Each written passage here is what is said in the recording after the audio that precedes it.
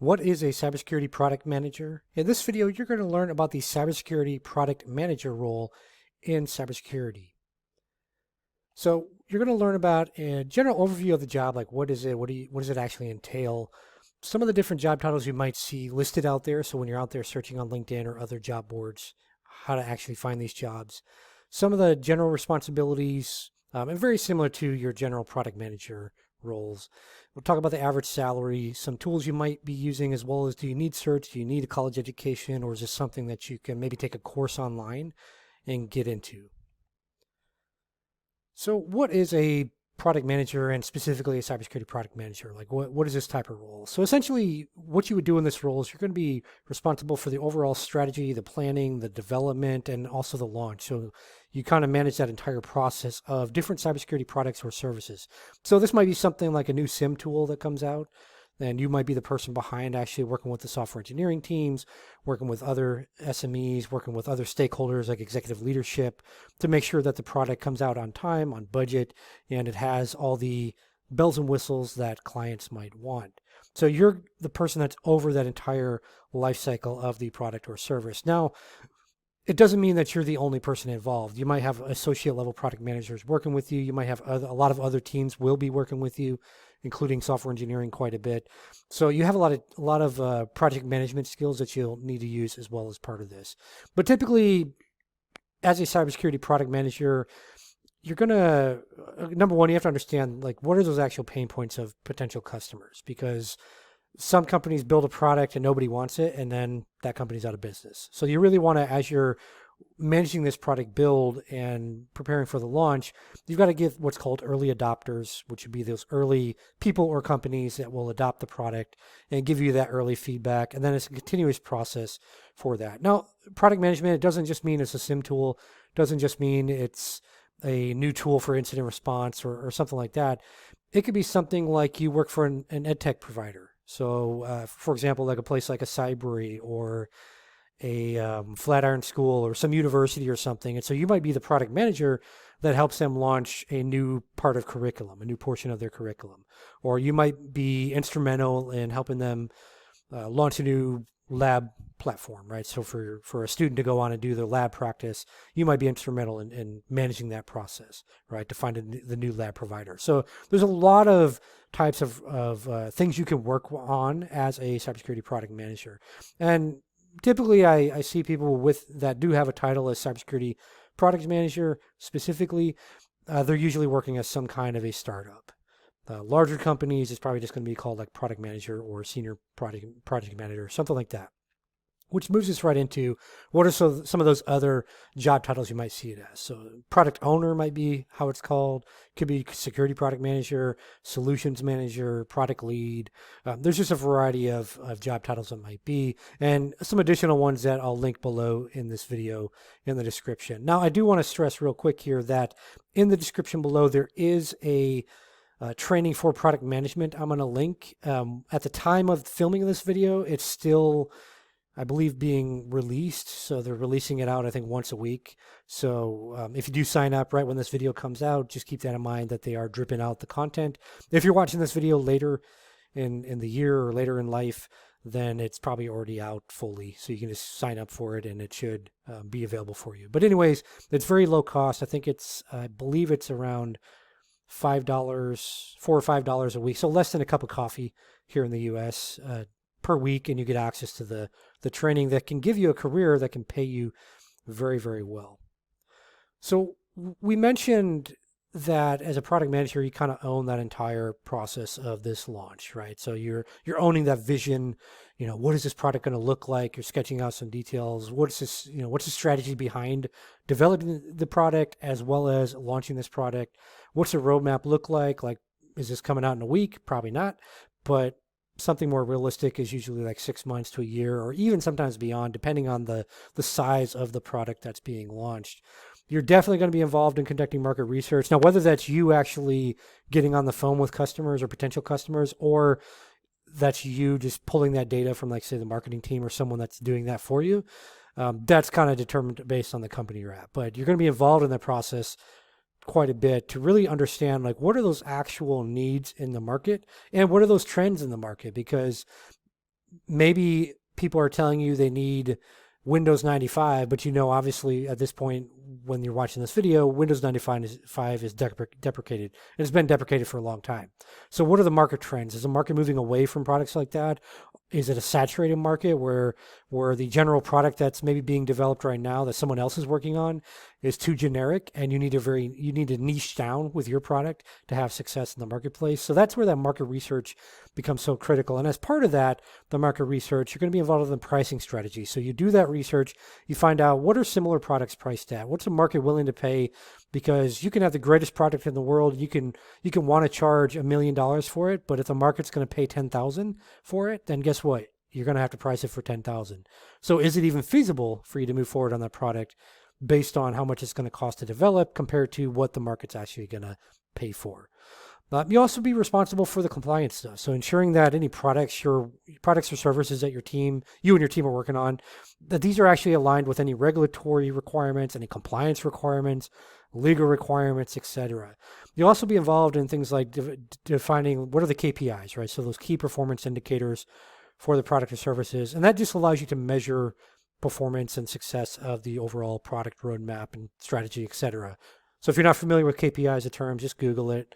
But basically, it's just a way to measure against certain milestones to determine, are we on track with this thing? Is it on track for like budget and things like that? And will we actually be designing something that the clients are going to ultimately want in the end?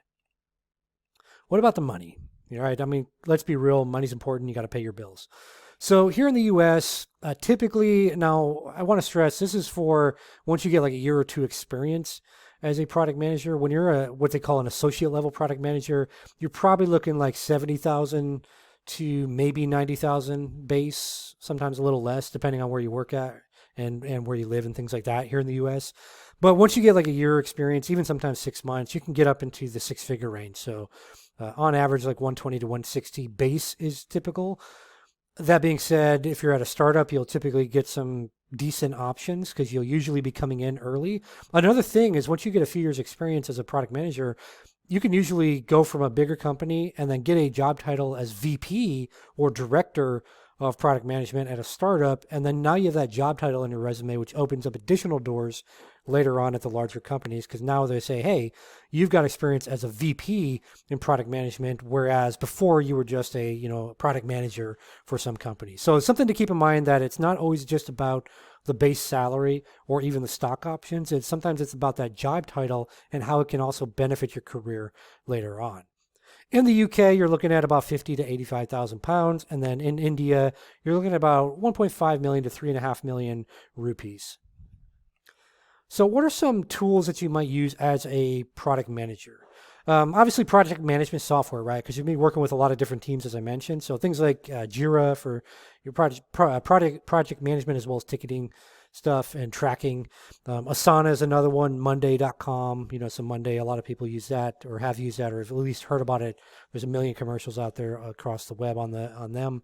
Things like Trello as well. Places use Trello, Airtable. I mean, there's a variety of different types of software that can be used for project management. So there's a lot of them that you might be involved in, and that really depends on the company. So if you're looking to get into this role, I wouldn't worry too much about trying to learn all of the possible project management softwares.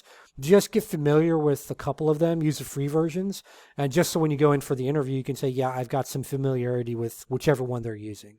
And again, that may be listed in the job posting, so that could be a good clue for you on which ones to actually try to learn a little bit. Other things like customer feedback tools, and this is just things like SurveyMonkey or Qualtrics, things where you can collect survey feedback from potential clients on what do they like, what do they not like, what are their needs. Wireframing tools are actually a big thing that's used in product management. So things like Sketch, Figma is a big one. Even Adobe XD is another one that some places use, but Figma is probably the most popular one I've seen in use out there. Different types of analytical tools around like marketing as well as marketing automation. So things like Marketo, HubSpot, etc. Again, I wouldn't focus too much when you're just starting out trying to get your first job on like going crazy on the tools. It's more about understanding product management. And like I said, I'll link a course below that you can go through, but there's also some over on like Udemy and stuff as well. And then finally, like, do you actually need certifications, college degree, all that good stuff for this? The answer is no. Typically, you don't need a college degree. Typically, you don't need certifications. I will say that it's helpful if you have some experience, like if you've worked in IT or software engineering or something like that. And I say it's helpful because you're going to be working with those types of people, right? As on these products. So it's helpful for you to understand communication and how an enterprise functions. That doesn't mean that if you're working at Burger King right now, you can't go into this type of role, but it might be a little more difficult for you. So one thing on your resume to really stress is like any projects you've worked on at Burger King or, whatever your job is. So for example, with a fast food place, you make a cheeseburger. So what is that process? Like who's involved in that process? So when you could say somebody up front takes the order, customer places the order, I'm working the back and I make the cheeseburger and here's what I do. Right. So things like that where you kind of show that you were able to be involved in a process like that and have a successful outcome both on time and on budget for the potential customers. So again, it's just relating that transferable skills back to what you're trying to do. But there are some certifications out there, Certified Product Manager. Typically, these certs, I would say, once you get some experience, then go for them. They're not really something I would encourage you to get right up front. Certified Product Manager, this just covers, basic stuff like market research, product strategy, product launches, etc. But again, you can just take an online course, like I'll link below, or you can find online anywhere, and they'll walk you through that same type of stuff. There's another one called Pragmatic Marketing that's offered by the Pragmatic Institute. Again, covers things like strategy, pricing, launching products. You got the Certified Scrum Product Owner. That's from the Scrum Alliance. And so that focuses on agile product management methodologies. Again, you don't need a cert, but these are some of the ones that you can do. Certified Innovation Leader.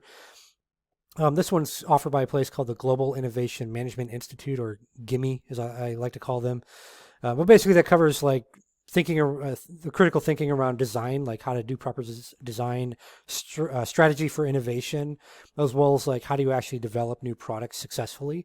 You've got ACP MPO, which is a lot of letters there.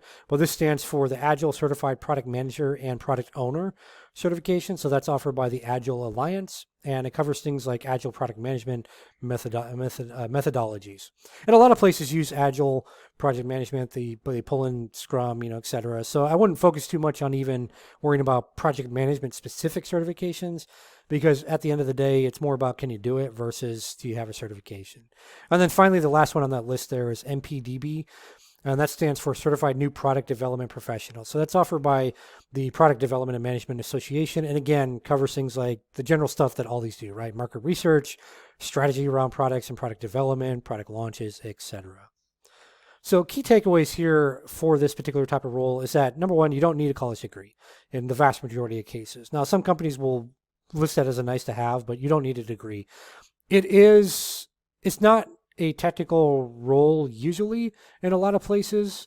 It's helpful if you have technical skills. For many startups though, if you're working on like actual products and not just like like an online course program or something, if you're like working on like a sim tool or something, it's probably best if you have some technical experience because it's going to help you a ton. But I'll say that even if you don't have technical experience right now, just take go through some kind of cert training. You don't have to get the cert, but maybe something like, Net Plus, or take a coding course, or take, a Security Plus or something like that. Just something that gives you some familiarity with terminology, because that's going to help you a lot in those conversations with other stakeholders. And then finally, keep in mind that it's got really good compensation for this role, especially if you're someone brand new. And the cool thing about product management is most people are out there trying to get in cybersecurity and work as like a SOC analyst or pen tester or threat hunter, all these ones that everyone thinks of. Product management is one that a lot of people don't think of, so it might be a good one for you.